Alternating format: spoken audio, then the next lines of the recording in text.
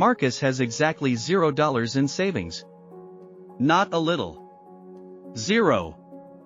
Then his car makes a sound no car should ever make. The repair costs $800. Marcus does not have $800. So the bill goes on a credit card. Now one emergency has become a repair bill, credit card debt, and interest. Marcus decides he is done starting every emergency from zero. His new goal is $10,000. Not because 10,000 is a magic number, it is not. But it is large enough to create real breathing room. And reaching it proves that Marcus can build a system that works. Here is the exact roadmap Marcus uses to go from $0 to $10,000. Before Marcus saves $1, he decides what the money is for. His first $10,000 will be a cash reserve for true emergencies, an urgent car repair, a medical bill, a necessary home repair, or a temporary loss of income. That distinction matters. A vacation is planned spending. Holiday gifts are planned spending. A predictable annual insurance bill is planned spending. Emergency savings is for expenses Marcus cannot reasonably predict. $10,000 is a milestone, not a universal finish line. Someone whose essential expenses are $2,000 a month may see $10,000 as roughly 5 months of coverage. Someone who needs $5,000 a month has only 2 months. Marcus eventually wants enough to cover 3 to 6 months of essential expenses. But $10,000 gives him a clear first destination. And clear goals are easier to follow than save more someday. Marcus cannot save money he cannot see, so he reviews the last 3 months of bank and credit card statements. He writes down his monthly take-home pay. Then he lists fixed bills, housing, utilities, insurance, minimum debt payments, phone. Next come variable expenses, groceries, gas, restaurants, entertainment, shopping. The formula is simple. Take-home income, minus essential expenses, minus other spending, equals the amount currently available for goals. Marcus discovers that his problem is not one giant purchase. It is a collection of recurring decisions, unused subscriptions, food delivery, convenience store stops, and online purchases he barely remembers. He does not try to create a fantasy budget. He finds $300 a month he can redirect without making the plan impossible to live with. If your result is 0 or negative, that is not proof that you cannot save. It is a signal that small cuts alone may not be enough. You may need to reduce a major bill, increase income, or get help restructuring debt. Marcus divides $10,000 into 5 smaller wins. Milestone 1 is $500. Milestone 2 is $1,000. Milestone 3 is $2,500. Milestone 4 is $5,000, the halfway point. Milestone 5 is $10,000. Breaking the goal apart changes the experience. Marcus is not waiting years for one distant victory. He is collecting evidence that his system works. He calculates the pace. At $200 a month, $10,000 takes 50 months. At $400, 25 months. At $600, about 17 months. And saving about $385 from every biweekly paycheck reaches slightly more than $10,000 in 1 year. The lesson is simple. The goal is not mysterious. It is a monthly or paycheck by paycheck equation. To move faster, Marcus pulls 3 levers. The first is spending. He cancels 2 unused subscriptions, limits delivery meals, and gives himself a realistic weekly amount for flexible spending. He keeps the things he values and cuts the things he barely notices. The second lever is income. Marcus sells items he no longer uses and picks up temporary overtime.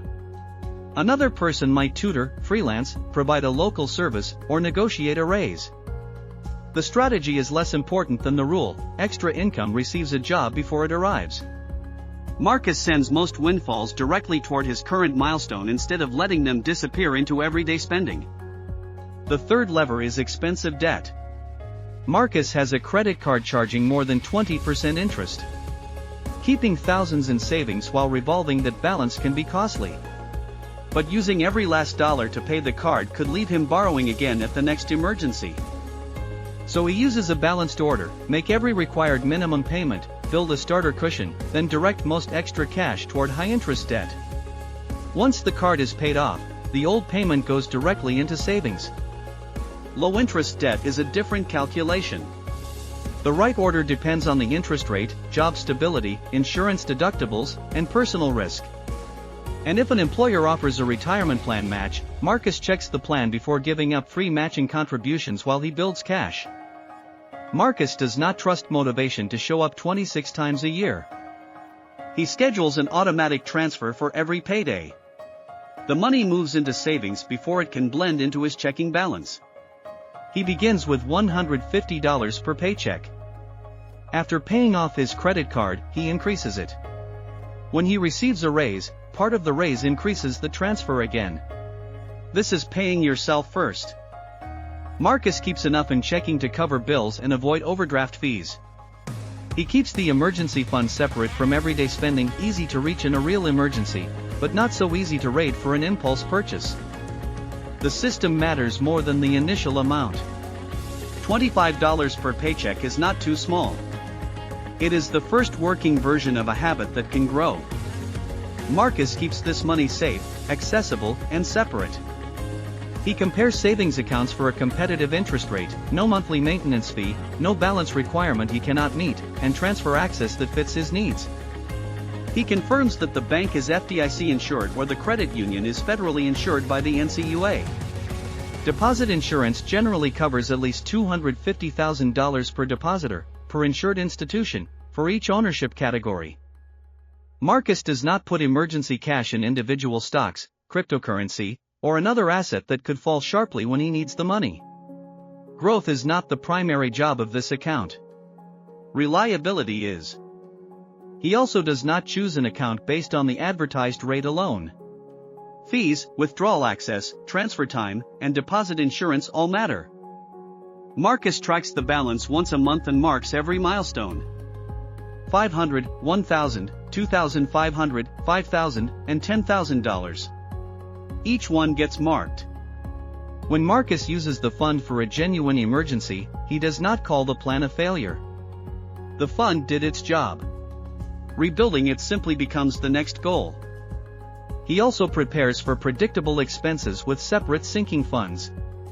Car maintenance, annual premiums, school costs, and holidays no longer ambush his emergency savings.